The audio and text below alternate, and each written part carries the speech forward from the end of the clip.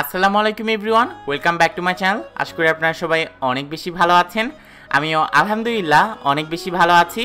আজকে আমি আপনাদের জন্য একটা ঈদ স্পেশাল কেকের রেসিপি নিয়ে চলে আসলাম। দেখতেই পাচ্ছেন কেকটা কতটা কালারফুল আর কতটা সুন্দর। এই ঈদুল আজহা উপলক্ষে কিন্তু এই সুন্দর কেকটা আপনারা বানিয়ে ফেলতে পারেন। এই কেকের মধ্যে একটা স্পেশাল টুইস্ট আছে যেটা এই কেকটাকে আরও মজাদার করে তোলে। তো আর দেরি না করে চলুন চলে যাই আমরা মূল রেসিপিতে।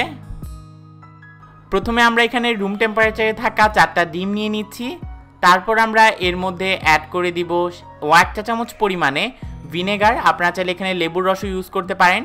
এখন ডিম একসাথে এটাকে বিট করে নেব। তো এটাকে বিট করব আনুমানিক 1 থেকে 2 মিনিটের মতো। 1 থেকে 2 মিনিট বিট করা হয়ে গেলে এর মধ্যে চিনি দেওয়া শুরু করব। আমরা এখানে 1 কাপ পরিমাণে চিনি অ্যাড করছি। চিনি দিতে দিতে দেখা যাবে আপনাদের ডিমের কনসিস্টেন্সিটা এরকম হয়ে যাবে ফোমি। আনুমানিক সময় লাগবে 7 থেকে 8 মিনিট। এরকম ফোমি হয়ে গেলে এর মধ্যে অ্যাড করে দিচ্ছি 4 টেবিল চামচ পরিমাণে তেল অথবা 1/4 কাপ পরিমাণে তেল। দিয়ে দিব 1 চা চামচ পরিমাণে ভ্যানিলা এসেন্স। হ্যাঁ, এটা vanilla sponge cake, so vanilla essence অবশ্যই দিতে হবে। তো এখন আমরা বিটারের মাথাটা সরিয়ে নিলাম। এখন আমরা এর মধ্যে ময়দা অ্যাড করছি। আমরা এখানে ময়দা দিচ্ছি 1 কাপ প্লাস 1/4 কাপ পরিমাণে। তো ময়দাটাকে ভালো করে চেলে অ্যাড করতে হবে। আমি এখানে ময়দাটাকে 2-3 বারে অ্যাড করব। একটা স্প্যাচুলার সাহায্যে মিক্স করে নিচ্ছি। আপনারা চাইলে একটা হ্যান্ড উইক্স দিয়েও মিক্স করে নিতে পারেন।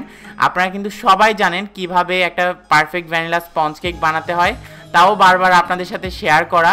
আরও এর মধ্যে অ্যাড করে দিলাম 1 চা চামচ পরিমাণে বেকিং পাউডার এবং 1/2 চা চামচ পরিমাণে বেকিং সোডা। দুইটাই কিন্তু এখানে অ্যাড করতে হবে।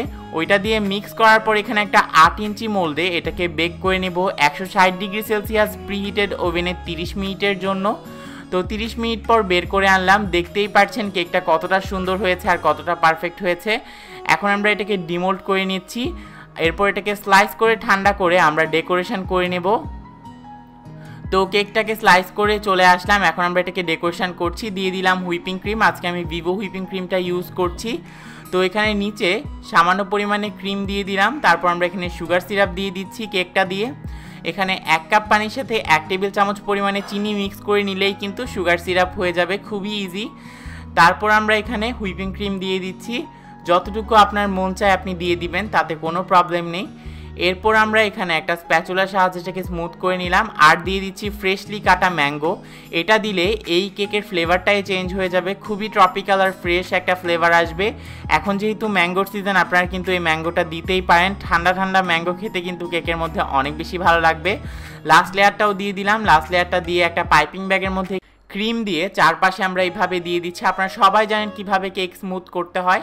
এরপর আমরা একটা স্প্যাচুলার সাহায্যে চারপাশে হালকা একটু স্মুথ করে নেব, তবে বেশি স্মুথ করার প্রয়োজন নেই, কারণ আমরা স্ক্র্যাপার দিয়ে বা আপনারা যে কোনো ভিজিটিং কার্ড দিয়ে স্মুথ করে নিতে পারেন।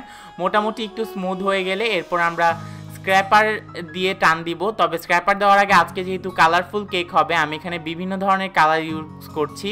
এখানে আমিরির ইয়েলো কালার, আমিরির পার্পল কালার এবং আমিরির লাইট পিঙ্ক কালারটা আমি ইউজ করেছি। তো এখন আমরা স্ক্র্যাপার দিয়ে সব কিছু স্মুথ করে নেব, তাহলে দেখবেন সুন্দর কালার একটা গ্রেডিয়েন্ট তৈরি হবে, যেটা দেখতে আসলে খুবই বিউটিফুল লাগে।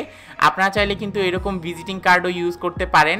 খুবই ইজি স্মুথ করা, আসলে এটা প্র্যাকটিসের ব্যাপার, যত করবেন ততই হাতে চলে আসবে। একদম স্মুথ হয়ে গিয়েছে। চারপাশের যে এক্সট্রা ক্রিমগুলো লেগে আছে এগুলো একটা টিস্যু পেপারের সাহায্যে মুছে নিচ্ছি। তারপর এখানে 2D নজেল নিয়ে আমরা এরকম একটা ডেকোরেশন করে নিচ্ছি। আমি পাইপিং ব্যাগের মধ্যে সবগুলো ক্রিম দিয়ে এরকম ডেকোরেশনটা করে নিলাম আর নিচে ছোট সাইজের স্টার নজেল ইউজ। তারপর আমরা ঠিক এইভাবে কেকের বর্ডারটা দিয়ে দিব। আপনারা আপনাদের মন মতো কেকের বর্ডার দিতে পারেন অথবা মন মতো কেকের ডেকোরেশনটা করে নিতে পারেন।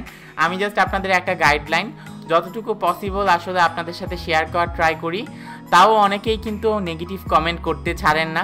আমি রিসেন্টলি একটা ক্লাস পোস্ট দিয়েছিলাম।